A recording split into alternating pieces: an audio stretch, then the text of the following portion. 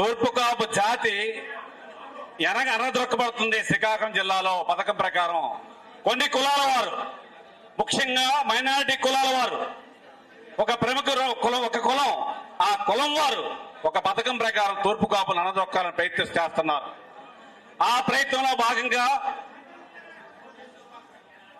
తూర్పు కాపు కులంలో శిఖరంగా వెలిగినటువంటి సుడా చైర్మన్ రవికుమార్ గారిని ఒకసారి తీసుకుంటే ఆ మహానుభావుడు జరిగిన అన్యాయం ఎవరికి జరగదు. అయితే కూటమి ప్రభుత్వంలో ఉన్నారు, అది రాజకీయ కోణం కాబట్టి ఆయన ఒక ప్రధాన పార్టీకి రాష్ట్ర బాధ్యుడు, ఒక రెస్పాన్సిబుల్ కేబినెట్ హోదాలో సుడా చైర్మన్ గా ఉన్నాడు కాబట్టి ఆయన కోసం ఆయన బయటకు వచ్చి చెప్పుకోలేని పరిస్థితి. మనం మన కులం అంతా ఆయనకు అండగా ఉండాలి. తూర్పు కాపులకి అన్యాయం చేస్తే శ్రీకాకుళం నడిబొట్టిన ఏ కులవాడైనా వాడి పతనం తప్పదు, వాడి పతనం తప్పదు.